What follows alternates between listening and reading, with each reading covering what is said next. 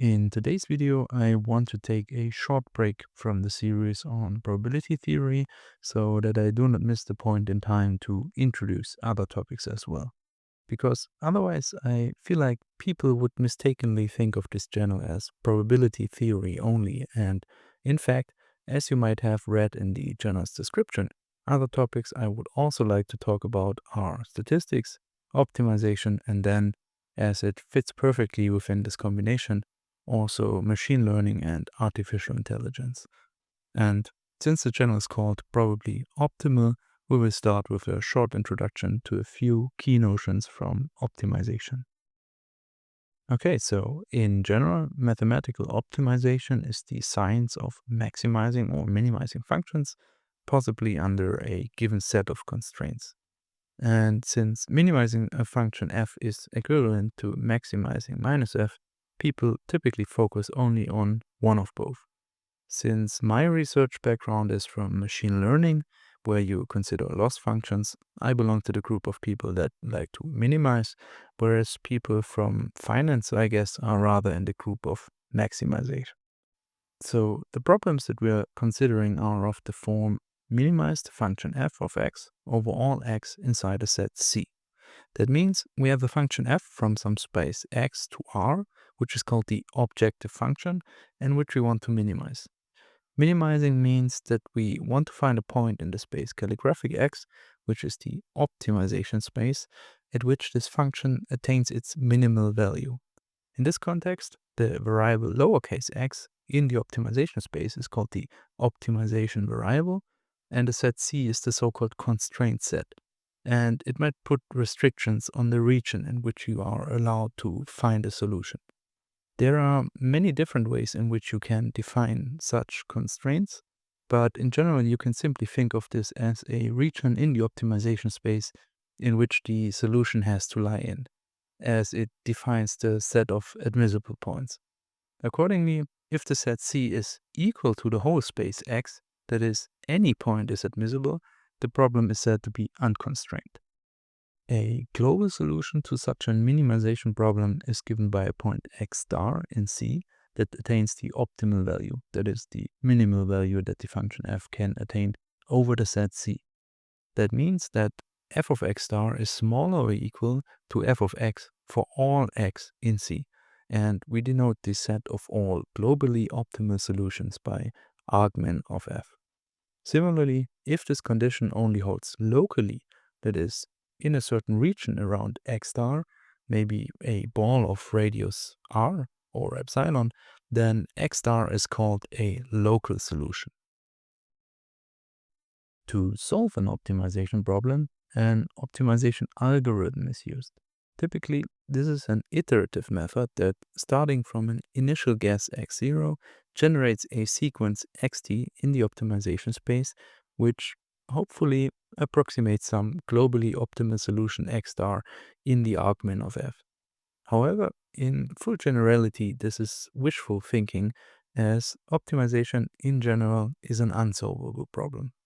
On the one hand, there is not a single algorithm that can solve all optimization problems, and on the other hand, there are indeed optimization problems on which no algorithm performs better than random guessing. A pathological example is given by the following function here, which is flat everywhere except for a single point at which the function attains a smaller value. And you cannot perform better than random guessing here, since no point provides any information whatsoever where the minimum actually lies, so you really have to guess. Such no free lunch results are known in many areas of mathematics and computer science, and a common remedy is to provide more information by considering a more restrictive setting, that is, by simply making more assumptions. In the case of optimization, this is done by specifying a so-called class of problems, which consists of a model, an oracle, and a stopping criterion. Here, the model specifies the common properties of the problems within the class, and therefore also excludes pathological cases. The oracle specifies the information that the algorithm can access during runtime, for example, first or second order information, And the stopping criterion specifies the goal of the algorithm. That is, the properties a given point should satisfy in order to classify as a solution to the problem. For example, that the gradient norm should be smaller than some threshold epsilon. And this whole classification is not just a fun exercise, but also serves the purpose of comparison of different algorithms based on their performance. For example, how often they have to evaluate the oracle to reach the stopping criterion. Okay, so finally, I want to visualize these things with a simple example from introductory machine learning. Say you are observing data points xi, yi from some joint distribution, and you are convinced that there is a functional relationship between x and y.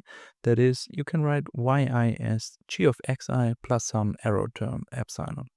And since the data suggests a linear dependency, you decide to model this relationship as a linear function.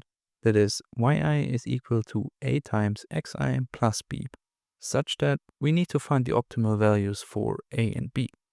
To do this, we quantify the error between the model and the data by the squared residuals, yi minus g of xi, which then provides us with the objective function f, which takes a tuple of parameters, a and b, and returns exactly the sum of squares over all data points. So this is now our objective function from r squared to r, which we want to minimize in a and b. And since this function is twice continuously differentiable and basically always strongly convex, you might decide to take a gradient-based algorithm like gradient descent or the heavy ball algorithm, which in this case will indeed converge to the global optimal solution. So starting from some x0, which here consists of a0 and b0, you start to generate a sequence which over time converges to the point a star, b star, which then provides you with the optimal linear function g to model your data. Okay, so that's it for this short introduction to a few key notions from optimization theory. I hope you liked the video. I hope you could learn something from it, and you are also looking forward to more videos about optimization. And thanks for watching.